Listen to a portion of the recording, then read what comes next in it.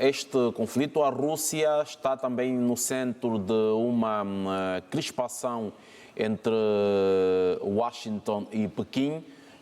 Esta relação de amizade e boa cooperação entre a Rússia e a China em nada agrada aos Estados Unidos para que demasiam os laços de cooperação e... Respondeu dizendo que não pode ser, não pode haver dictate, não é, externo no tipo de relação que ela manter com a Rússia e que entre eles já eles têm o direito de terem a relação que quiserem estabelecer.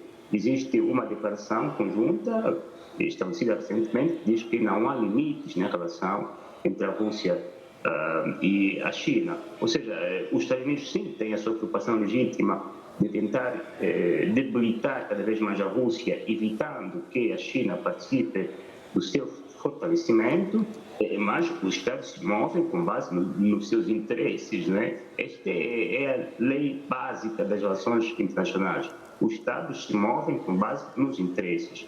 Se for do interesse da China manter relações com a Rússia, a China fará, independentemente de qualquer dictado que venha dos Estados Unidos ou de qualquer outro ator internacional. O mesmo também vale para a Rússia. Se a Rússia achar que a China, que os Estados Unidos, nessa altura, são o maior aliado da Rússia e não mais a China, também a Rússia deixará de ter relações com a China para privilegiar a relação com os Estados Unidos. Ou seja, esses dictados também devem ser contextualizados.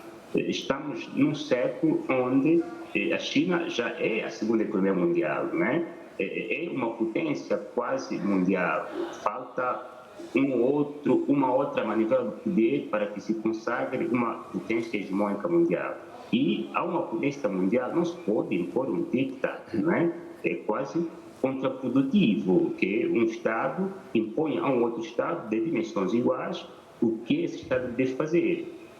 Mas é uma característica típica das potências dominantes do momento que tendem a condicionar o curso das relações internacionais e, sobretudo, o tipo de relação que os outros Estados devem ter uns com os outros. Mas, no contexto atual, como dissemos, isto já não funciona mais, até porque, em caso de penalização, imaginemos, de sanções da Rússia, dos Estados Unidos contra a China, isso também teria efeitos nocivos à própria economia dos Estados Unidos.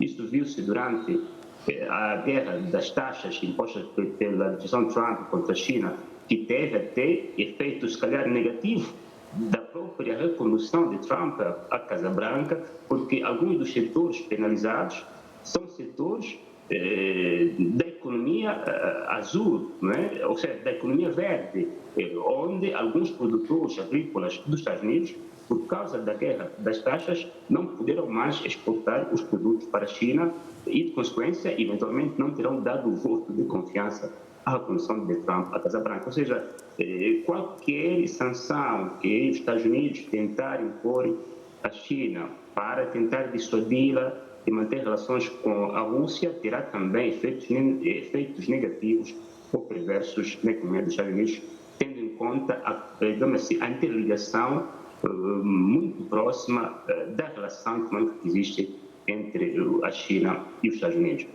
Mas a China também deve saber andar com equilíbrio na corda bamba, não pode esticar muito a corda para não arrebentar, porque se arrebenta também pode ver parte da sua economia quase a diluir-se, digamos assim, no desconforto, a complicar o seu crescimento econômico mundial, a exportar cada vez mais os produtos que têm excesso para as economias do mundo ocidental. Ou seja, deve haver um equilíbrio, e a China é muito boa nisso, deve haver um equilíbrio da manutenção da relação com os Estados Unidos, mas, ao mesmo tempo, não deixar que um aliado importante, que é a Rússia, deixe de contar com a sua ajuda. Mas, sobretudo, porque essa ajuda é mutuamente vantajosa também para a China e para os Estados Unidos, para a China e para a Rússia. A Rússia exporta matérias-primas que estão sob sanções. A China, mas não só a China, também a Índia e outros países compram-nos a preços bastante competitivos. Isto dá-lhes uma vantagem competitiva na produção desses bens para a exportação mundial, dando-lhes uma vantagem competitiva com os seus parceiros internacionais. Ou seja, é um diktat normal no contexto atual, mas terá poucos efeitos práticos na mudança radical do tipo da política que a China tem em relação à Rússia. Obrigado.